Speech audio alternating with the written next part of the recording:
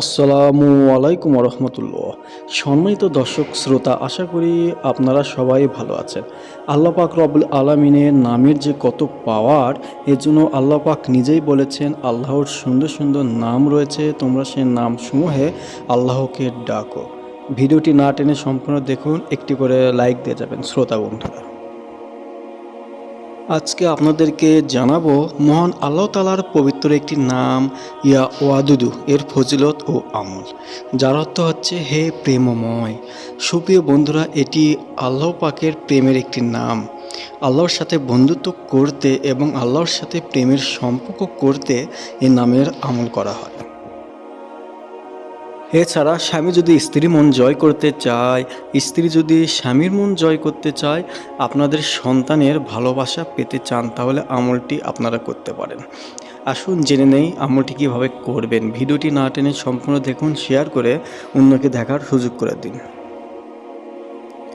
আপনি যদি প্রথমে 3 বার দুরূদ শরীফ ইয়া ওয়াদুদু 1001 বার, শেষে আবার 3 বার দুরূদ শরীফ পাঠ করেন, পাঠ করা হয়ে গেলে আপনি কোনো মিষ্টি বা কোনো খাদ্যদ্রব্যের উপর ফু দিয়ে যে ব্যক্তিকে খাওয়াবেন, সে আপনার প্রেমে পাগল হয়ে যাবে, আপনার বাধ্য হয়ে যাবে, আপনার কথা শুনতে বাধ্য হবে বন্ধুরা।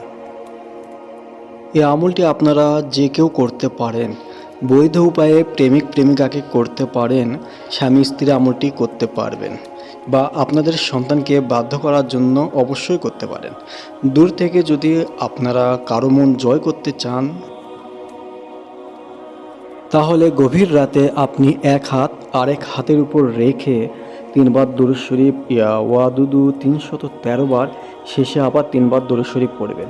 আর মনে মনে আপনি যাকে বশ করতে চান, আপনার প্রেমে বাধ্য করতে চান, তাকে কল্পনা করবেন মনে মনে। না বুঝলে অবশ্যই কমেন্ট করুন। এই আমলটি আপনাকে একবারই করতে হবে বন্ধুরা। তারপর 9 দিনের মাথায় আপনি দেখবেন যার জন্য আমলটি করেছেন সে ব্যক্তি আপনার সঙ্গে যোগাযোগ করবে, আপনার কথা শুনবে, আপনার বাধ্যগত হবে ইনশাল্লাহ। তাই আজকে আমলটি করে দেখুন বন্ধুরা। অবশ্যই যারা নতুন দেখছেন চ্যানেলটি সাবস্ক্রাইব করে পাশে থাকুন।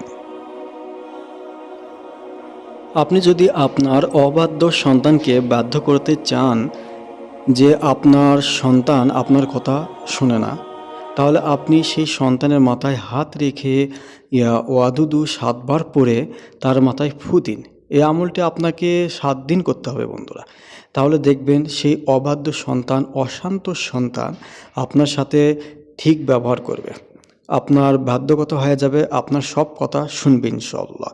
খুদা হাফেজ।